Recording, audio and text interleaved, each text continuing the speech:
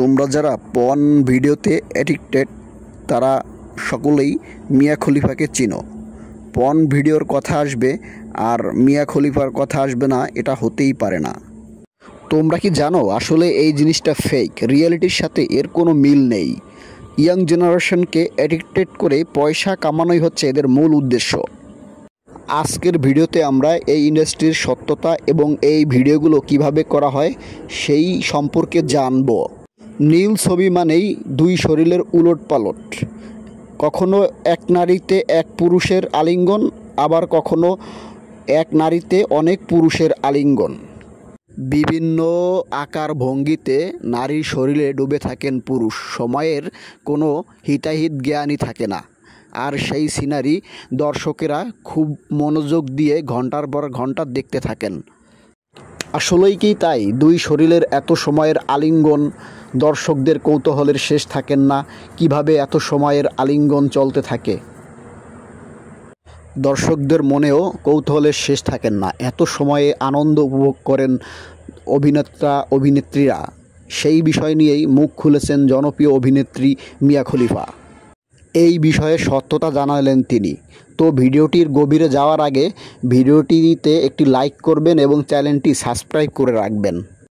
তাকে একটি অনুষ্ঠানে জিজ্ঞেস করা হয়েছিল, বর্তমানে আপনি আপনার জীবনকে কিভাবে উপভোগ করেন, যেহেতু আপনি নীল জগৎ ছেড়ে অন্য জগতে পা রেখেছেন।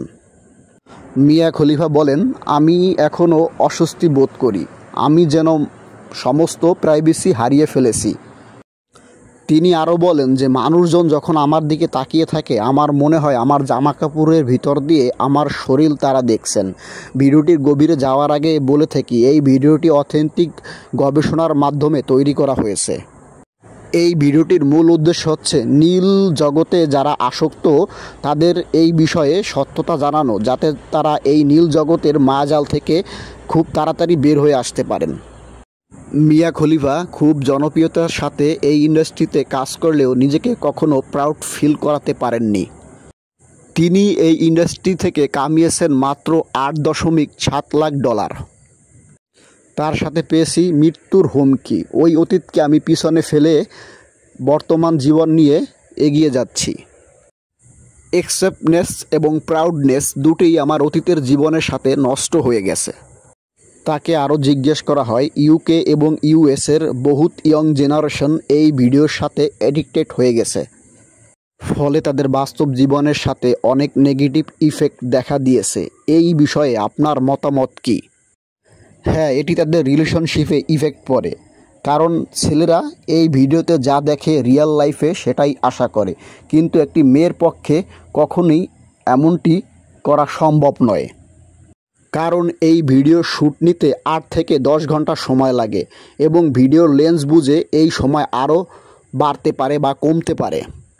এই ভিডিওতে যৌনতার সময় পায় খুবই কম, কারণ সকালবেলা সেটে পৌঁছানোর পরে বিভিন্ন অঙ্গি ভঙ্গিতে ছবি করতে গিয়ে অনেক সময় ব্যয় করে নিতে হয়, ফলে যৌনতার সময় পেতেন 20 থেকে 25 মিনিট।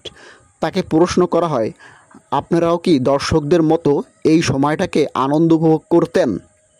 তাকে আরও প্রশ্ন করা হয়, এই জগতে কাজ করার সময় অভিনেত্রী হিসাবে আপনি কেমন আনন্দ উপভোগ করতেন এবং আপনার লাইফকে কিভাবে ড্যামেজ করেছিল?